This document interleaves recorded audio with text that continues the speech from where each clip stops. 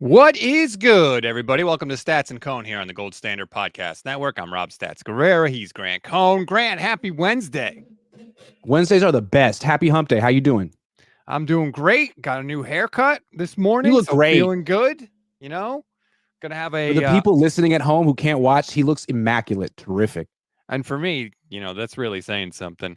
We got a lot of stuff to talk about on today's show. Deebo Samuel went on with Kay Adams yesterday. Had a couple interesting things to say about Brandon Aiyuk's future and his future. I have a kind of a get out of jail free plan that involves Deebo Samuel late in the offseason that I want to run past you. You'll probably tell me it's crazy, but nonetheless, I want to do that too. I would never tell you you're crazy. The utmost respect. Yeah, I don't know. I tell everybody they're crazy, so it'd be fine if I got a little back. It's fine.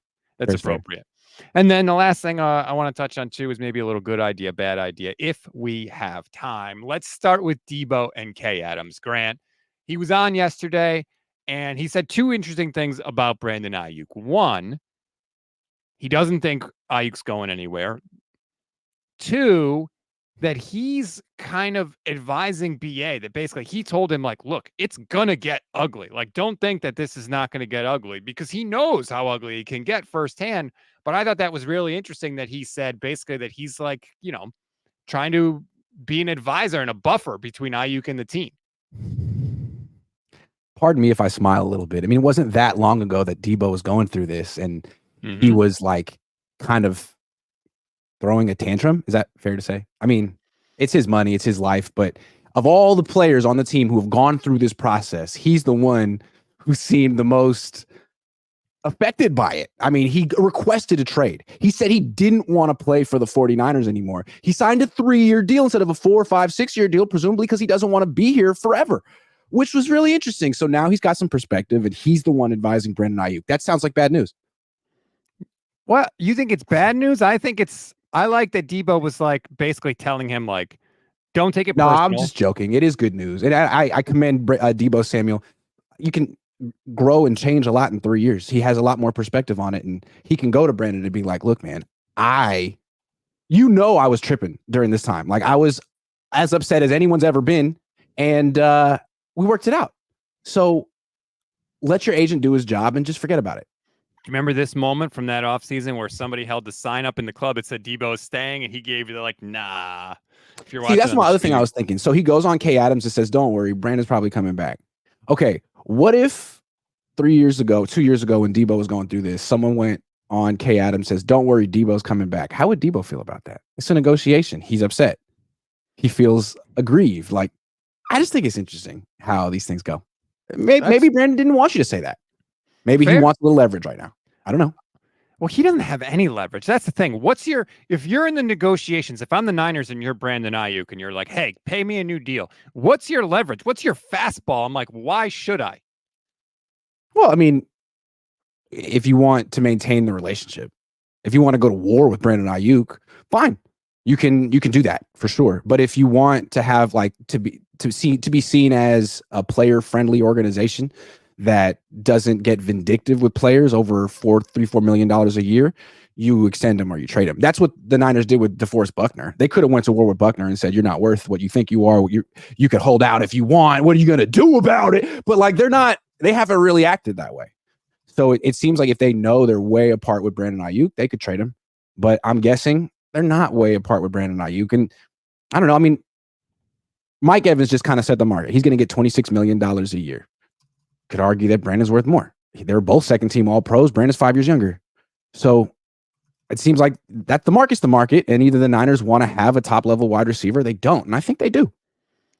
Yeah, I don't know. If I'm the 49ers, I say Mike Evans has put up 1,000 yards every single year of his career. Mike Evans is a double-digit touchdown scorer multiple years, including leading the league in receiving touchdowns last year.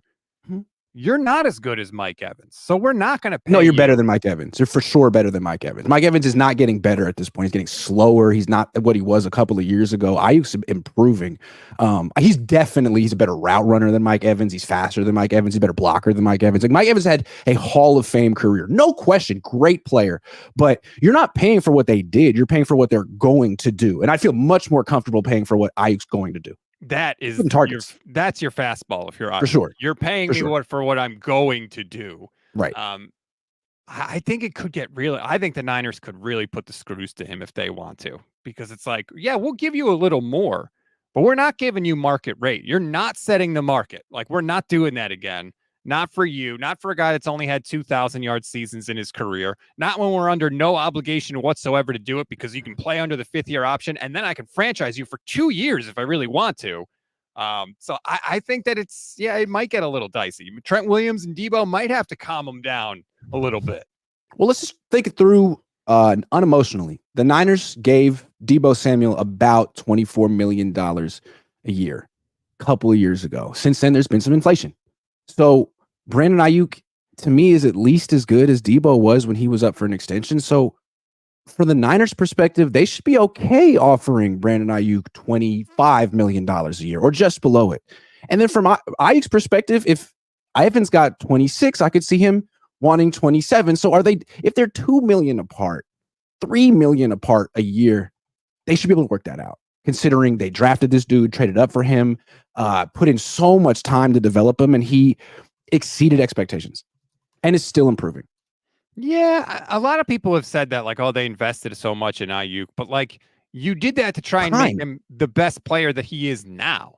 It's not like, oh, well, we have to sign him because we invested so much. Like, that's spent money, Like, you can invest in somebody time else. On tasks, like sweat equity. You developed him.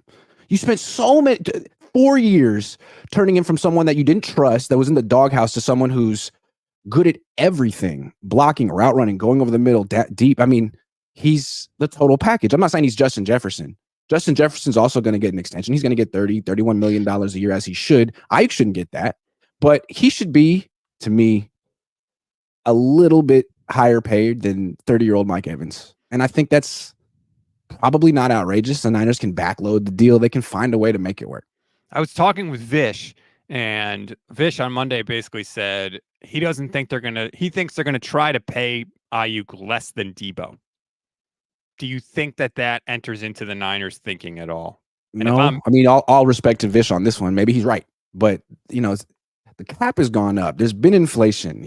Yeah. This guy is a wide receiver. When the Niners are paying Deebo, it was like, he's not just a wide receiver. He's a wide back, and he's versatile. Like, that didn't ever really made logic. You're not paying for a running back, but a bona fide wide receiver with the full route tree, who's tough in blocks. What are you gonna say? It seems like the market's pretty cut and dry. It was hard to say what the market is for a wide back, but for a second team All Pro wide receiver who's 25, I think it's pretty cut and dry what he's going to get. And if the Niners try to lowball him and they don't really want him, then trade him before the draft. If you want, you can always do that.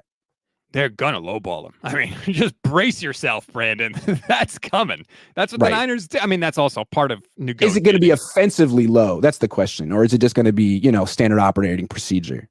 That's the sweet spot. Whenever you're negotiating, whatever it is, whether you're trying to buy a house, a contract in the NFL, it's how low can we offer this person to not screw ourselves without insulting them. Exactly. And I don't think the Niners want to insult Brandon Aiyuk. I don't think they had a problem insulting DeForest Buckner. We didn't draft you. You have a very high opinion of yourself. We don't share it. We frankly think Eric Armstead's better. So if you really want to get $21 million for your ego and pride, go ahead and get it elsewhere. I mean, that was clear the Niners had that ambivalent attitude towards him, but Aiyuk, I think, is a lot different. He plays wide receiver. He's Kyle Shanahan's handpicked guy. Shanahan put him through the ringer, came out looking great. I think he's going to stay.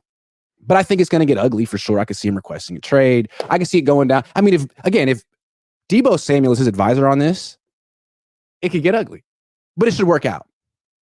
And then we don't know who else. Trent Williams sometimes has done that too for people. I think Trent was Deebo's advisor when he was going through the whole thing. So we'll see how that works out.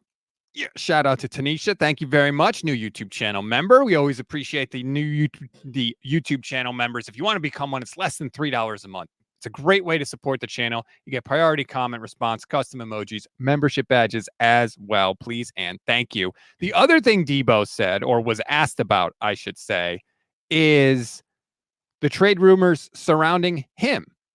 Here's what Kay Adams said. 4 headlines when you Google your name. Why the Niners should trade Deebo Samuel before the draft. Why Deebo Samuel could be traded this offseason. Why trading Deebo Samuel this offseason is becoming more of a realistic move for the Niners. Are these all my articles? No idea. If I knew, I'd tell you. You haven't talked to anybody about that, right? This is just like, yeah. That's just people getting on the internet, moving on things like. So that's all your articles. I think so. I think I've traded Deebo Samuel about 4 or 5 times this offseason. I think I traded him yesterday. Sorry. The only way they trade Deebo, to me, it seems, is if they do it after June 1st. Because if you do it before June 1st, the cap hit is so big. It's over $20 million. Yeah, but if you trade him after June 1st, you don't make your team better this year. So, you could argue if you trade him before the draft, you take the cap hit, you get a good player in the draft. He's expensive on your cap for 1 year, but at least you get value in terms of personnel for Deebo. If you think he's declining, because you could save more salary cap trading him next year, but what's he worth next year? Like, would you get a 3rd round pick for him next year? Could you get a 2nd round? That's the equation. It's a balance.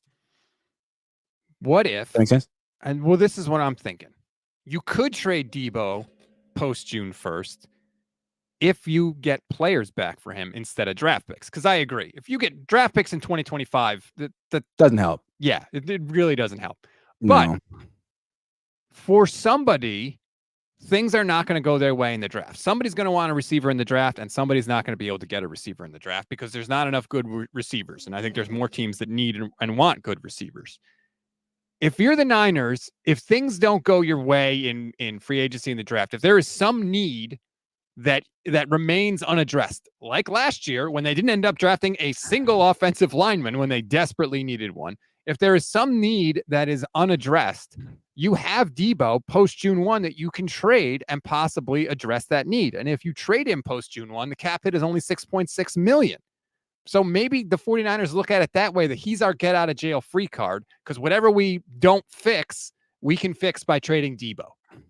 I like that. I just feel like the offense doesn't really need him anymore.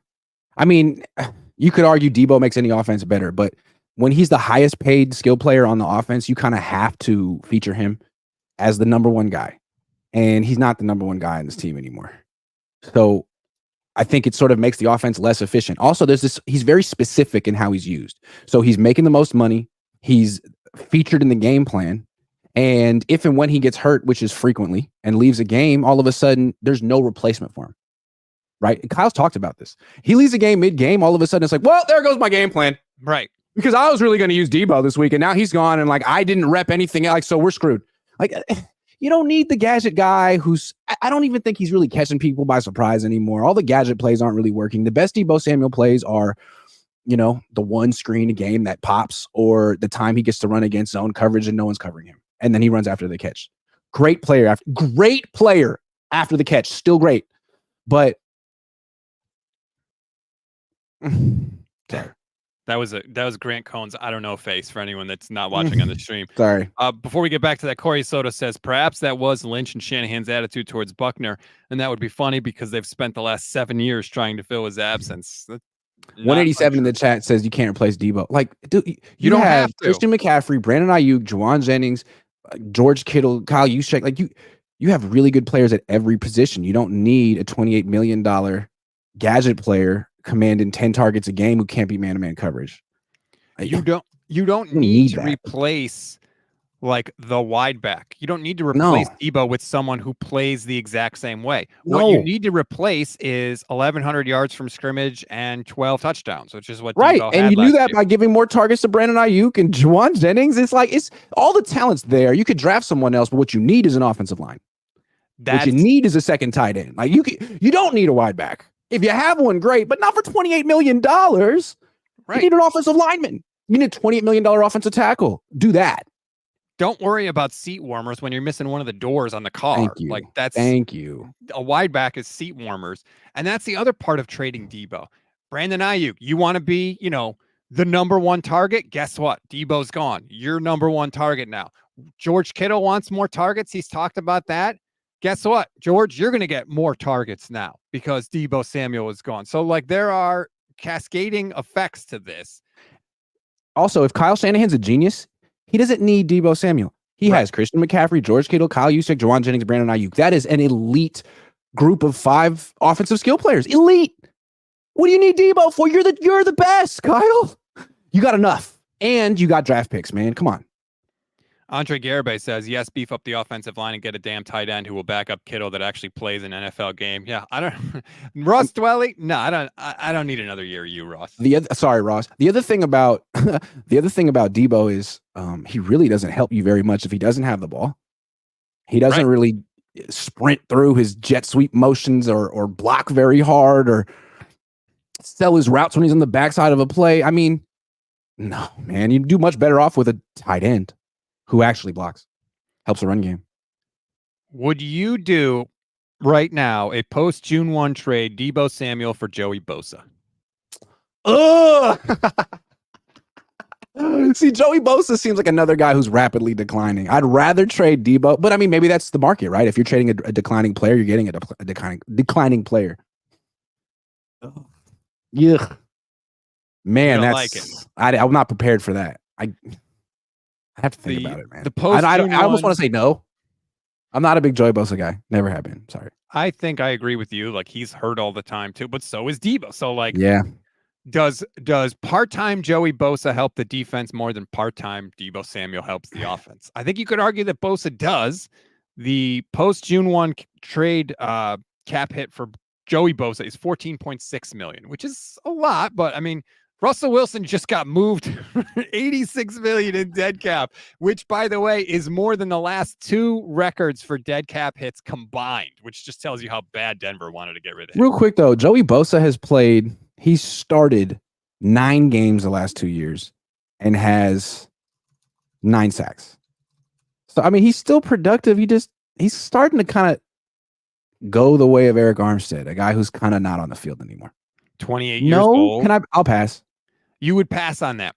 I would rather trade Deebo for someone like I'm more confident. Like, I don't want to just trade Deebo for the defense equivalent of Deebo. Does that make sense?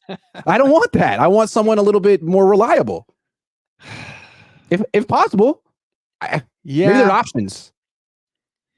The thing about Deebo is, like, he could take over games. If the Niners had 1 or 2 games where Joey Bosa took over, like, that might be enough to push them over the hump. How about Brian Burns instead? Well, I think they franchised him. Okay, well, send a package of play. I'm just saying, Brian Burns is great. He's everything they wanted D Ford to be. Well, yeah, and they've looked into getting Brian Burns, and it's just all right. There you go. Expensive. Dave Barclay, YouTube channel member, says we are better without Deebo. Just plan for it. I mean, you could argue they would have been much better in the Super Bowl not targeting him 11 times. I think that's obvious. I mean, what do you have? 11 targets, like 3 catches? Like, yeah, I agree. That shouldn't have happened. I don't understand why it did. It was almost like an overcorrection from the last Super Bowl when he was kind of phased out down the stretch. Man, that was 4 years ago, Kyle. What? And look, it doesn't have to be Joey Bosa. It could be, maybe it's an offensive lineman. Maybe it's a linebacker. I like where your head's at, Rob. I didn't mean to dismiss it. It's just I'm not a big Joey Bosa fan, but at the same time, it seems like a fair trade. Actually, it's pretty fair. Because here's the deal: the needs the Niners have. I look offensive line, corner, safety, linebacker because of Greenlaw being out. And they also need a returner. Now, I'm not saying trade Deebo for a returner, but returner's on the list of what they need. Ray Ray's a free agent. Plus, I want Ray McLeod thrown into the sun for his comments about trying to pick up that punt in the Super Bowl. That was the dumbest thing I've ever heard in my life. Instant pie in the face. Instant Boston cream pie in the face. Sorry. Like, what? Get away from my team, Ray McLeod. Ever since he came to the team, I've just been terrified that he was going to do something, fumble a kick or a punt, and he did it in the worst possible friggin' spot. Oof. We were worried about Jake Moody, but it was Ray. It was right. Both. So those are the needs. They also need a D end and a D tackle, unless they're going to bring back Kinlaw, because the way I look at their D tackle situation is they need a starter for the half the season that Armstead isn't out there. You're starter. Right. I should have had defensive line in that. That's okay. Terrible job. They have more needs than you think. Every team does. If they could address one need before the draft, there's 50 days till the draft right now. If they could address either defensive line or offensive line in some way in free agency, I feel like that gives them so many more options in the first round to where you're not like boxed in. And because I feel like that's one of the 2 spots you got to address. in the first. I feel you, but at the same time, like in the first round, I think most people want the Niners to take an offensive tackle, and I don't think they're going to spend on an offensive tackle when they're already spending on an offensive tackle and they have Colton McKivitz. Like, I think if they're going to like splurge in free agency to the extent that they can with their cap space, it'll be for a defensive end. Seems like there's a big market for that position. There's a lot of guys who have produced and are better than Chase Young. So that's an obvious one. If to sign a defensive tackle, they already have 2 expensive defensive tackles. Seems like you draft one there. Yeah. You already have a lot of expensive linebackers. You probably draft one there. But if they could get a starting D end, Jadeveon Clowney, whoever you want, that would be great. And I expect they will. It's been their number one priority since midway through last season. Get that bookend. We're sitting here saying they got to adjust the offensive line. Do you think they think that, though? We don't know for sure that they think that. They be like, look, we led the league in rushing. Our offense scored, what was it, close to 30 points a game, whatever it was. We don't need to. Why do we need to address the offensive line? How much better can it get? Fair question. I think they felt that Colton McKivitz was a 1-year stopgap until they got another first-round pick. I don't think they want to spend big money on 2 offensive tackles. That's expensive. And when they had a top 10 pick and needed an offensive tackle, they drafted one. They took Mike McGlinchey over some really good players. So they've shown that they'll do it. Now they have an offensive a first-round pick for the first time in 3 years. They got a need. They're not invested. It seems like a lock and a key. I'd be really surprised if they don't take an offensive tackle. They might even trade up for one. I would support that if they do. I say corner or offensive tackle to me. Always support drafting a corner in round 1. You can't. Absolutely. They're hard to find. If you get a good one, yes. Yeah, the 2 positions that I want them to address in the first round, corner, and I would be fine if they traded up for both of them. You have 11 picks. There's no way 11 rookies are going to make this roster. So if you need to trade up to move multiple picks, like, you do it. And the Niners have done that. When they see a guy they want, they move up. Like, they are willing to go get him. Aiyuk, same situation, right? They were picking 31st. They had just lost the Super Bowl. They identified a player they thought could start right away and fit their system. They didn't wait. They went and got him. So that's what the Niners should do this year. Trade up 4 or 5 spots. Just get the guy. You get your guy. And this is, the Niners are very fortunate in the fact that they need offensive linemen, and this is one of the best offensive line drafts in years, supposedly. I mean, we don't actually know, but, you would think, like, this year for linebacker, they say it's really not a good, like, the Niners are lucky that their need matches up with the strength of the draft. So if you're not going to do it this year, damn, like, when are you going to do it? Exactly. And what's cool, too, is there's supposed to be 4 or 5 quarterbacks that go in round 1 and a lot of wide receivers, too. So it's not like every team is looking for an offensive tackle. Some of these guys may drop. And frankly, it's possible that if the Niners just stay at 31, they'll be able to draft an offensive tackle who's legitimately better than Mike McGlinchey ever was. So that's pretty cool. Not only that, but you should be able to get somebody that's at least as good as Colton McKivitz. Exactly. If not better. If not better. You can't convince me that one of these guys is not better than Colton McKivitz. Like, I would have a really hard time believing that. I don't like to dump on Colton McKivitz. I kind of did like dumping on McGlinchey, and maybe it's because I'm immature, but sometimes I feel like first-round picks kind of deserve it. Like, it comes with the territory, sorry. Colton McKivitz, man, he was a 5th-round pick who's making like $2 million, and he exceeded his pay scale, so good for him. He gave up 13 sacks last year, so you need to help him in pass protection. And then as a run blocker, the Niners run left. And when they do run right, it's usually a run that started to the left, and then the running back cut back. So it'd be nice if the right side of the line was good at something, like dominant at something. And no offense to Colton, he's not underperforming, but you kind of have to invest to have that kind of an offensive line. If Colton McKivitz was a backup offensive lineman, I would feel fantastic about money. He could play guard, he could play tackle, he could play both sides. He's a good player. He's an asset to the team. And they put him in a tough situation, and he came through this year. All respect to Colton. He gives me crap in the locker room, but he's cool about it. Like, he clearly... I think all the offensive linemen know. Like, John Feliciano he would yell at me in the locker room, and Colton McKivitz would kind of make jokes, which is fair. Just fair. I could take it. I say some stuff, but I just wanted to clarify. I like Colton McKivitz. He's a good guy. I think that's so hilarious because if you were to ask those guys, like, "Hey, Grant Code said this," they'd be like, "I don't read that. I don't. It's like they all read everything. Yeah. For the record, they all read everything. Of course. The noise. They try to tune it out. Yeah. Good luck. Right. but then you're making comments to me. So pretty sure you're not tuning anything out. Yeah. Slick Niner, thanks for the super chat, says our first, which is 31 overall, and Deebo to the Jets for 10. I don't know that the Jets would do it. I don't know if the Jets want him. I don't know. See, that's what I'm saying about Deebo. Like, you could talk about, hey, let's wait till next year to trade Deebo. Man, you already might have waited a year too long to trade Deebo. Like, the time to trade Deebo, frankly, may have been before they extended him. You gotta you can't be emotional with these things. People didn't like thinking that way back then because he was, he's got a great name. And you got his jersey and he's part of the crew, but sorry. You probably, if you could do it over again, I bet the Niners would trade him. Well, actually, I don't know about that. He's best friends with Kyle. That changes things. I would trade him. I would trade him. I mean, he was freaking insane. He was so good that year. Like I've never seen a player do what he did that year in my life before. And in retrospect, it was pretty clear that was not repeatable. It was not.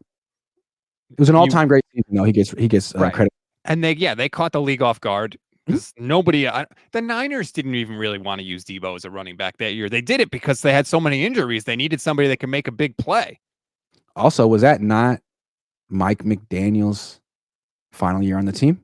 I think it was. I'm not saying McDaniel's more creative than Kyle, but he might be. Kyle clearly is really good at taking other people's ideas and his own and melding them into a game plan and putting together a sequence of plays. Everyone gives him credit for that. But in terms of just drawing up plays, McDaniel's very creative, and maybe he's the one who could sort of optimize a player like Deebo. I know Deebo wanted to go to the Dolphins that year. I will always go back to what Joe Staley said to me, which was Kyle Shanahan puts the puzzle together, but Mike McDaniel's the guy who paints the picture. That's exactly what I was thinking. Yes. I mean, you saw it this year, right? Like Miami comes out week 1 with that cheat motion where they send the guy out to the side real quick, and then he goes, like, all of a sudden week 2, the Niners are doing it and the whole league's doing it. Like, that was McDaniel.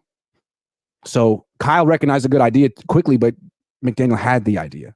And then Kyle called it cheating, which is such a funny thing to say. I love that. And to be fair, the Niners had the second most yards in the league this year and the third most points per game in the league this year. So it's not like the 49ers offense is lacking.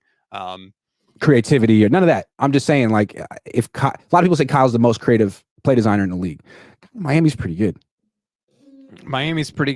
Andy Reid is still pretty good. He's pretty good too. Don't sleep on Andy Reid. It's not that call he had on 3rd and 1 in overtime. The bootleg that. I mean that.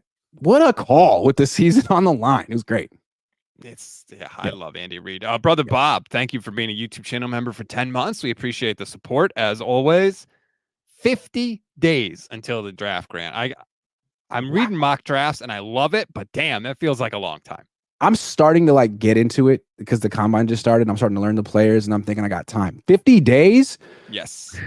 Yeah, I'm not going to pretend to be an expert this year, but I will have people on my channel who have been following this since the college football season was going on.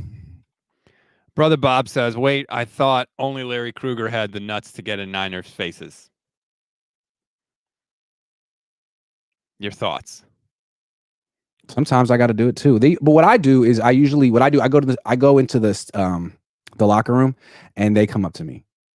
Like, it's not my job to go up to dude, be like, hey, John Feliciano, I said some stuff about you on my show yesterday. Did you see it? Right. Yeah. Like, I'm there. And if you want to say something, it happens all the time. So that's why I think about it. They know who I am. They know they know what I said. I'm right there. Kinlaw found me. Yes, he did. Kinlaw found me. Do you think that when people come to the 49ers, they are warned about Grant Cohn? See, that was funny. Again, this is a good story. Randy Gregory, cool guy in his 30s.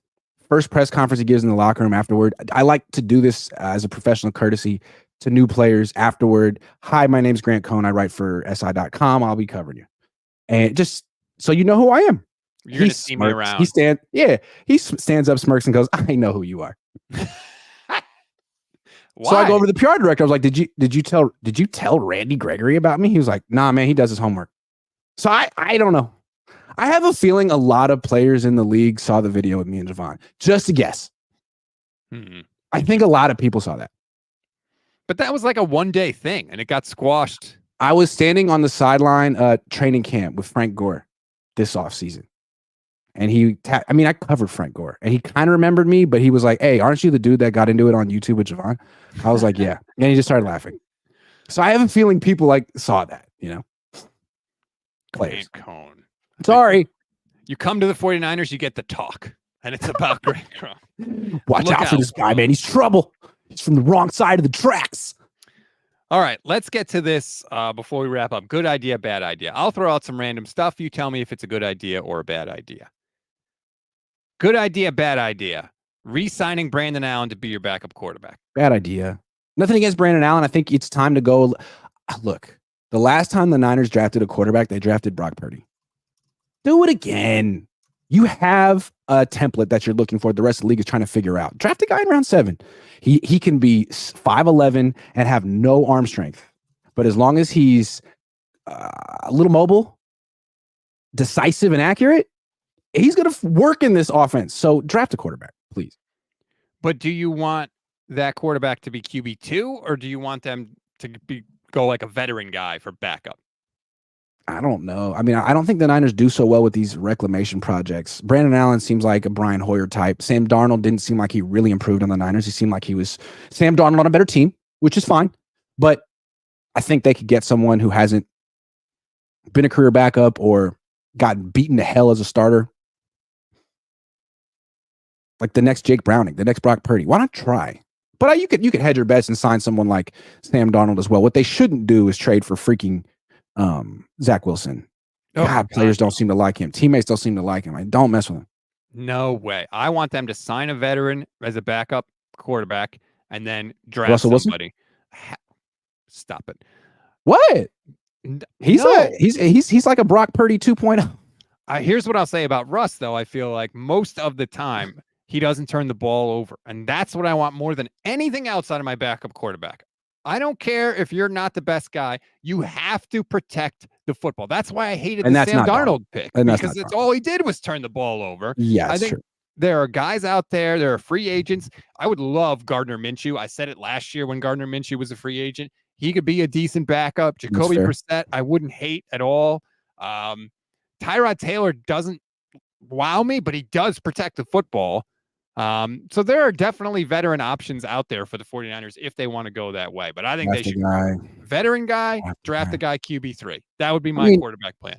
Yeah, I'm with that. But if the guy you draft looks good in training camp, don't hesitate. One thing I love about the Niners, they talked about when they knew Brock Purdy was their best quarterback, and they try to act like they knew it really early on. Man, you should have played him then. Right. Talking about. If you really think he's the best quarterback on your team, make him at least QB2, but you didn't do that.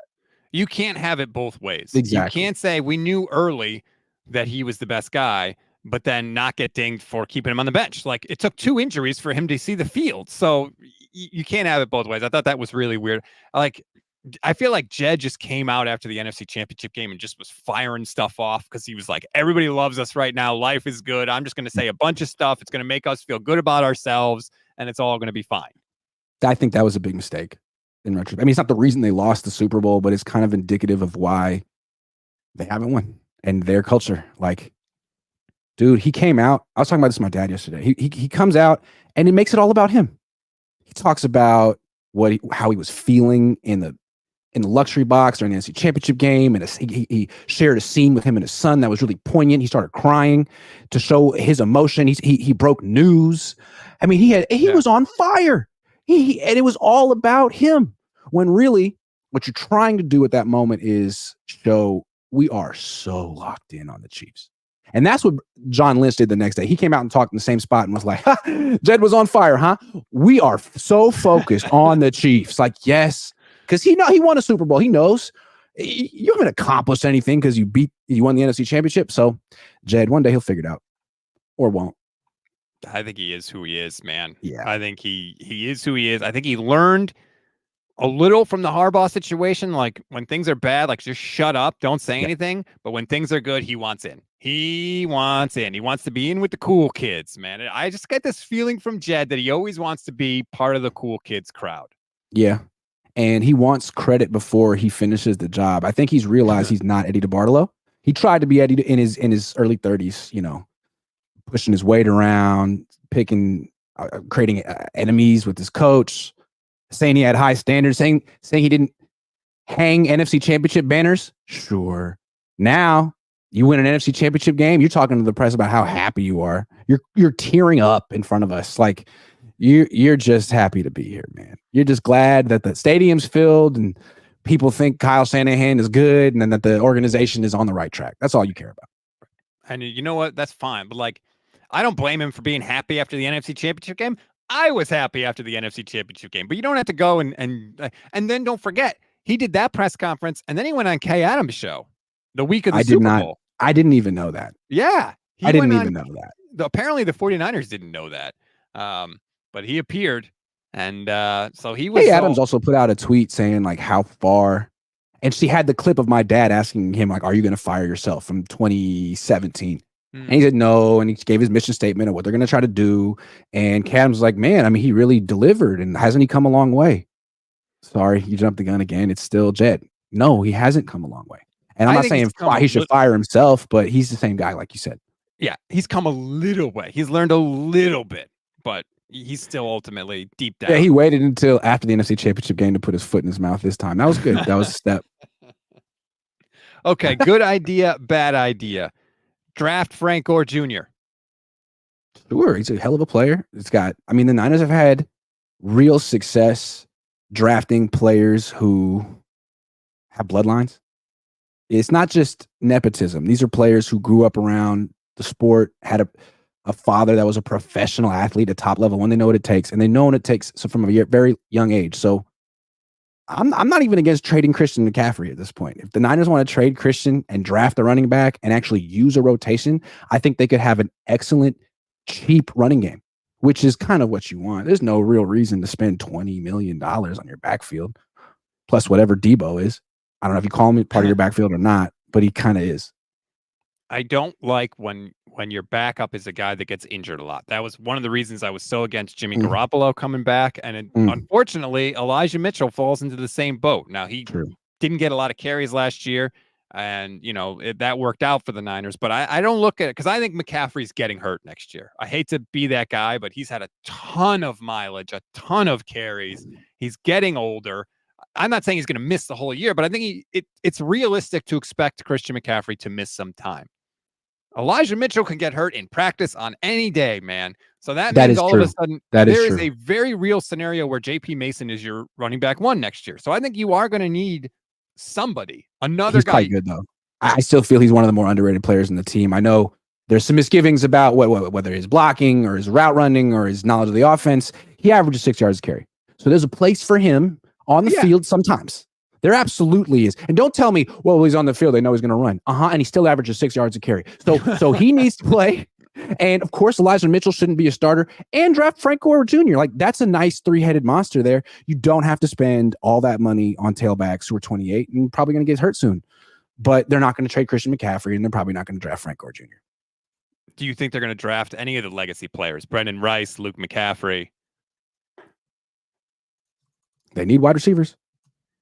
Yeah, I think McCaffrey might have boosted himself out of their range, basically.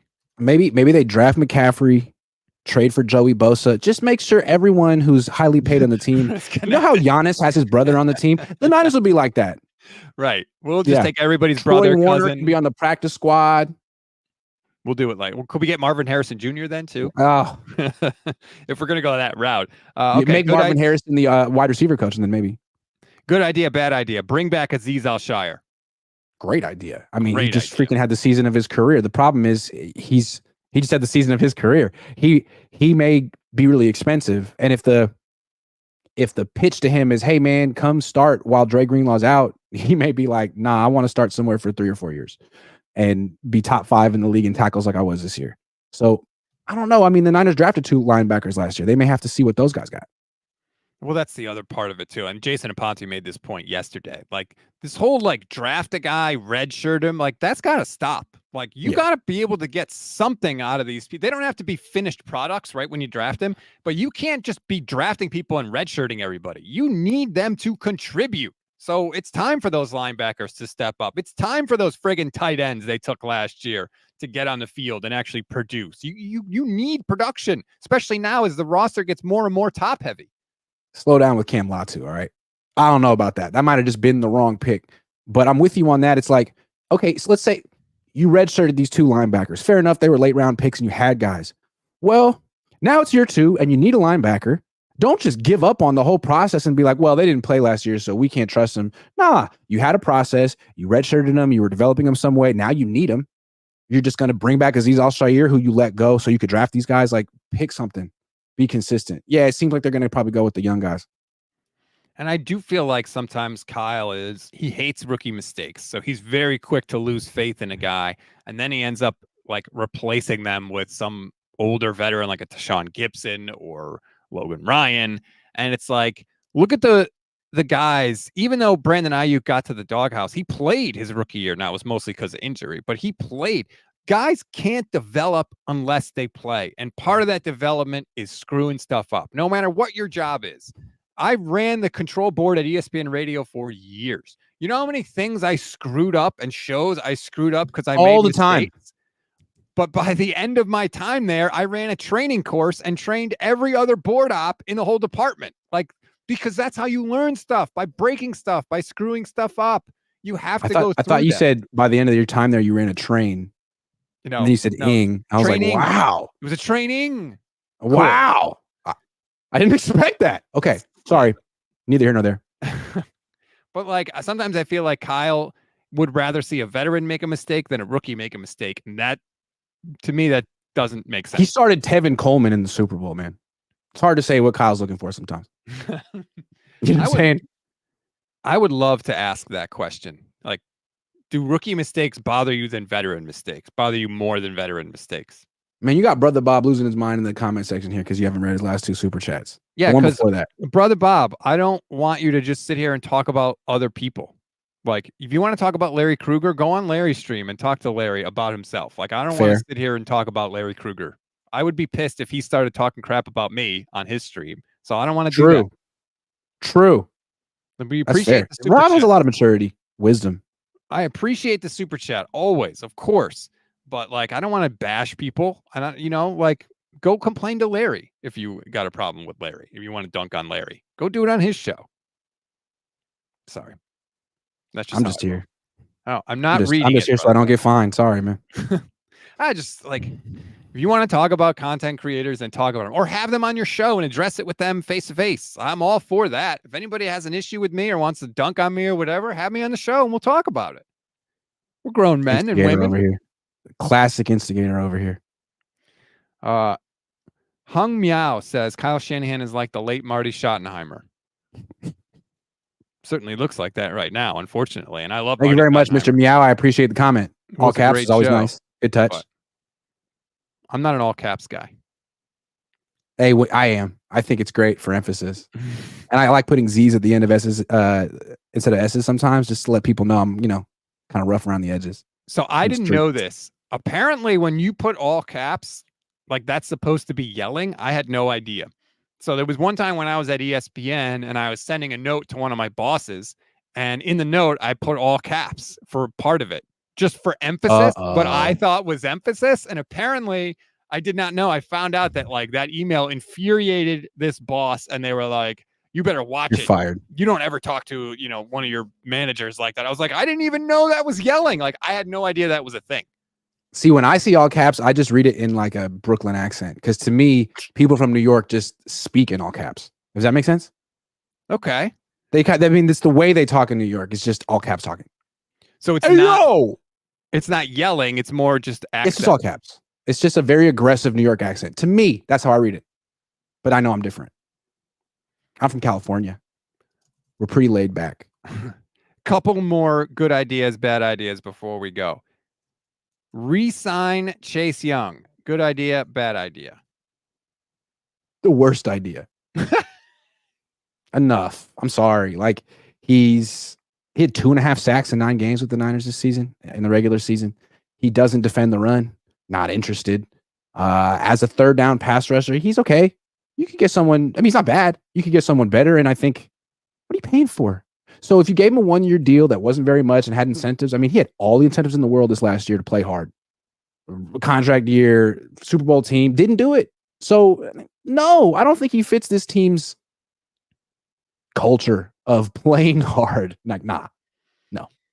Even if you could get him on a reasonable deal, just get someone better instead of messing around and trying to get like, Chase Young and Goodwill. Like, no, get a really good starting defensive end, Jonathan Greenard, or someone who maybe costs 12, 13, 14 million dollars, but is someone who can play 3 downs, a 3-down D end who can defend the run and rush the quarterback. The Niners keep saying that's the most important thing. They need this to make the wide 9 work. Get it. It's not Chase. You thought it was Chase. It's not Chase.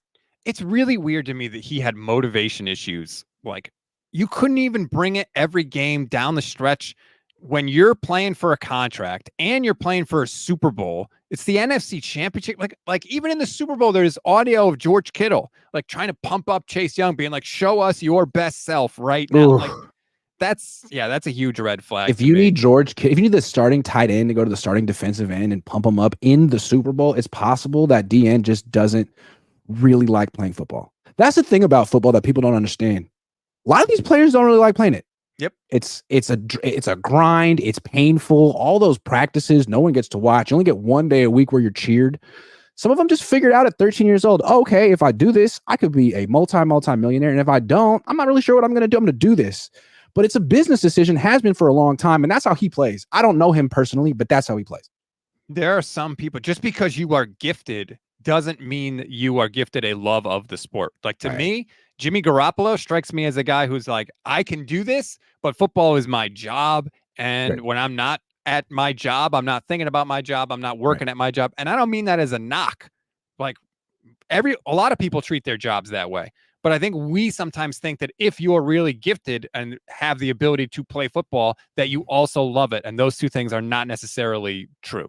But like, true. And when John Lynch and Kyle Shanahan are asked about the kind of players they look for in the culture of the team, don't they always talk about, well, we want guys who really love football? Yes. They always talk about that. And it sounds like boilerplate cliche, but it means players who are not like Chase Young. And I think they were desperate last year to improve the D-line and the pass rush. So they went out and got Chase Young, especially because he didn't really cost them that much. But I agree. And they told themselves, hey, man, I mean, who would play hard for Washington? There's nothing to play for over there. You bring him over here and put him on a Super Bowl team with Nick Bosa and Chris Kasarik. Watch out. Oh, nope, didn't work. We have all talked ourselves into a bad decision. Sorry. So you learned. Okay. Brother Bob is back. Don't make the mistake twice, though. Sorry, Brother Bob. Yeah. Brother Bob says, I'm dunking on you now, stats 11 and Michelle greater than stats. Let's not lie. Michelle is, Levin's not. He wishes, but he wasn't. Scott 49 says, don't re-sign Chase Young. Caps for yelling and emphasis. Hey, yo, don't sign him. Sorry, that was terrible. So now if you put a comment in the chat, all caps, Grant's going to read it in his New York accent, which, let me just tell you, is terrible, by the way. It's not good. It's not good. It's not even good. One more good idea, bad idea that I'm going to make up off the top of my head. Good idea, bad idea. Re-signing to Sean Gibson, who's also a free agent and was a starting safety and a good one for the 49ers. He's a good player. I like Deshaun Gibson. Good guy, good player, getting a little bit older. But I feel like we've been saying that about him for years. He's sort of been on the last year of his career for 4 years, and he always plays well. He had that awful play in the Super Bowl. That was, I mean, he couldn't find the ball in the air. That was rough. Yeah, he lost it. Jair Brown made a play. Talanoa Funga, been an all-pro. So if he wants to come back on a 1-year deal for around the vet minimum to be a third safety, hell yeah. But I don't think you can just say, hey, man, start for us anymore. I think that's over. So maybe he wants to go somewhere else and start. Or maybe he's cool to be a backup here, or maybe he'd just like to retire. I don't know what he wants to do, but that's the only way I'd bring it back. Third safety. Good player. Yeah, I agree. You can't just like settle and say like, oh, we're good. Like, no, look for better than Deshaun Gibson and also try and bring him back. Great career, though. How many interceptions does he have in his career? 30-something? A lot. Like, more than you think. That's the thing. He may have more career interceptions than Earl Thomas, who's a Hall of Famer. I'm not saying Gibson is, but wow, what a career. So Gibson has 33 career interceptions. Earl Thomas has 30. There you go. There you go. I mean, Earl Thomas was the GOAT, but it just speaks to Sean Gibson's consistency and longevity and quality. Good player. You can win so much money with that bet. Most people are going to be like, first of all, who's Deshaun Gibson? Second of all, like more than Earl Thomas? That's crazy. That's wild, man. Yep. Brother Bob says, Iglet, please continue to call out Kyle Levy, because they're calling him Marv Levy. Oh, I see. Do you have a life-size picture of me stopping? In overtime, when the Niners were driving, I was actually sitting in the press box thinking about all the nice things I was prepared to say about Kyle for the rest of my life and his life. But I don't have to do that anymore. I can just keep doing what I do. But like, first of all, Marv Levy's a great coach. The idea that like just because he didn't win a Super Bowl that he's not a great coach, he's in the freaking Hall of Fame. Okay, I wouldn't have voted for him. You think you're dunking on Kyle Shanahan by calling him Kyle Levy? Like Marv Levy was an awesome coach, awesome. So like we do this thing where if you don't win a title, you suck. Like we could use your name as an insult. That's insane. That's insane. I'm calling somebody crazy on the show. I don't like that Marv Levy's in the Hall of Fame. I think Mike Shanahan has a better argument to be in the Hall of Fame. I think George Seifert has a better argument to be in the Hall of Fame. I don't understand getting in without a championship. Like that's the one goal in the sport. And you came close 4 times. That's cool. But it's not an accomplishment. Dan Marino shouldn't be in the Hall of Fame? I'm talking coaches. Okay. I think you can put them both in. It doesn't have to be either or. Fair enough. You're more generous than me. I'm a jerk. To me, the Hall of Fame is about 2 things. Were you great and were you great for long enough? To me, Marv Levy satisfies both of those. Like I said, man, you're a generous guy. I like it. Let's be generous. And he's Jewish, so who am I to say that he shouldn't be in the Hall of Fame, man? Good for you, Marv. Marv? All right. That was my last good idea, bad idea. Hope everybody enjoyed that. There's over 1,000 people watching right now, which is absolutely incredible. Please like and subscribe to both channels, the Grant Cohn YouTube channel and the Gold Standard YouTube channel. If you're just trying us out, we really appreciate it. We're live every single weekday here for you. We do a 49ers in 5 news update that drops every single weekday as well.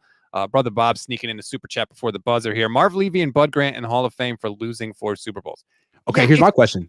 If Kyle loses 2 more Super Bowls, is he in the Hall of Fame? I would put him in, yeah.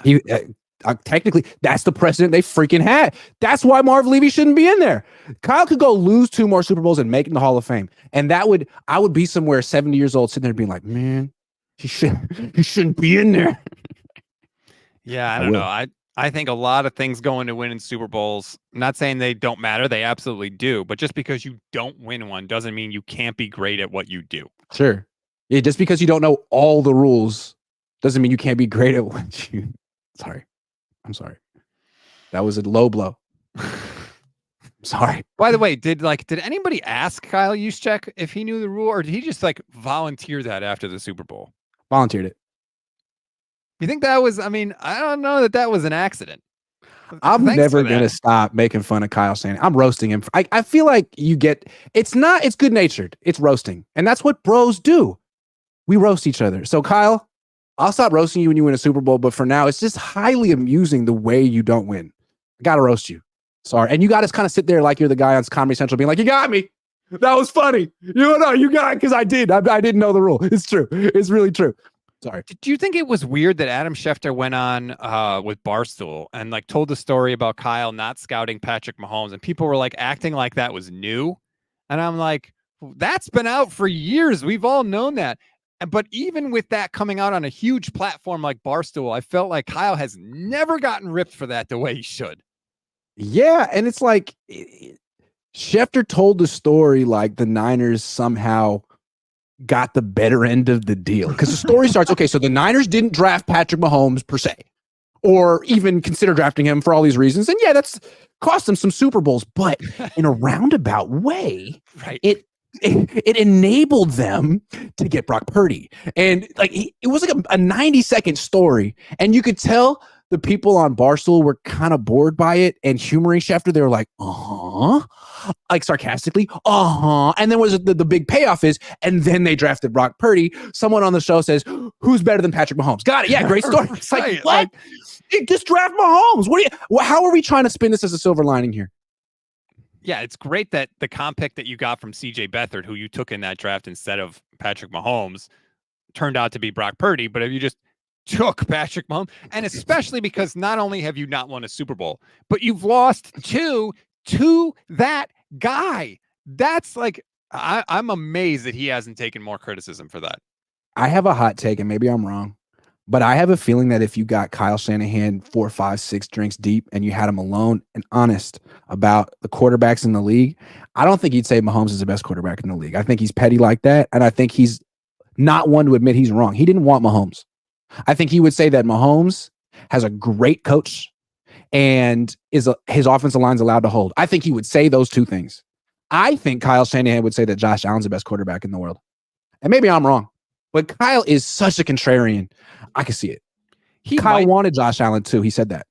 He might say that, but also he was certainly a better option than anybody the 49ers had at the time, and he was a better option than Kirk Cousins, and Kyle wouldn't know that because he didn't scout him. And Chris Sims, his best friend in the world, was telling Kyle to scout him, and he still didn't. You might want to scout this guy at Texas Tech. Just go to Texas Tech for a day. Like, dude, if your best friend in the world was who also played quarterback in the NFL, whose dad was a quarterback in the NFL, won multiple Super Bowls, if that guy, your best friend, said, hey, just check this guy out, yeah, like, wouldn't you at least throw on the film for 15 minutes? Reed is that Sean Payton and Andy Reid both really, really, really, really like this guy. So you just might want to just check him out. I'm not saying draft him, but like meet him, see him throw in person one time. You might. I'm just saying, you know. Maybe, but the weird thing about it is, Grant, is that they didn't scout Mahomes because they wanted Kirk Cousins, right? But they were willing to deviate from the Kirk Cousins plan when the Jimmy Garoppolo thing came up. So it's not like, oh, we're so committed to this that we're just going to refuse to do anything. Like, they showed flexibility in going away from Kirk Cousins. Why did they do that? Right. Why did they trade for Jimmy? To me, they were 0-8. They were 0-8, and they were on the verge of having a worse season than Chip Kelly, and there's no guarantee that they're going to make it to year 2. I think that's why they traded for Jimmy Garoppolo. They were scared. I think that's part of it. I think the fact that they were winless is definitely because once you make that move, the rest of the season locks you in for next year. Yeah. Oh, we got hope for next year. Do not fire me. You just let me get a quarterback. Cool. Right. I got the quarterback, and it was like, as much as I have banged on Jimmy Garoppolo and I have crushed him, and in my opinion, rightfully so, when they made that move, Jimmy was seen as like one of the possible up-and-coming young quarterbacks in the league. He had a couple of starts with New England, looked good in those starts. Remember, it was a big deal when they traded for him. They got the red carpet. It was Jimmy GQ coming to town. He was the good-looking quarterback going to the Bay Area. Like, it was a huge deal. Nobody was talking about how the 49ers were winless after they made that trade. It made them relevant for the first time since Harbaugh left. Yes. Really. Because if you think about it, like, Kyle thought he had job security. Chip Kelly thought he had job security. Chip Kelly's like, man, they're not going to fire 3 coaches in 3 years. I'm going to come in here and we're going to have a tank season, and then I'm going to get a little more power, and then I'm going to build a team the way I want, just like Kyle. That was a tank season, and it didn't work out so good for Chip Kelly. They fired him. Kyle was 8-0, and I'm sure in the back of his mind, he's like, man, they could fire me too? Like, we got it. Maybe it wasn't Kyle. Maybe it was John. I don't know who blinked, but they freaking blinked. Here was the best part about that for Kyle, though. Even if he was fired, he had a 6-year deal. So he would have been getting paid a lot of money to not coach. Is Cliff Kingsbury still getting paid a lot of money to not coach? That is the American dream, right? He's back. Cliff's back. Oh. I think is he in Washington? Ugh. God, he's the worst coach in the league. Yeah, he's the offensive coordinator for the Commanders. Yeah. Adam Peterson and Cliff. That's who Imagine getting your big break just to strike out on Ben Johnson and get Cliff Kingsbury as a second choice. You should have just stayed with the Niners, man. It's not going to work. Sorry. That was it. Anyway. We will see. Anyway, enjoy the rest of your Wednesday, everybody. Again, like and subscribe to both channels. Grant, always good to talk to you, and I'll catch you next week. Catch you next week. Always a pleasure. See you.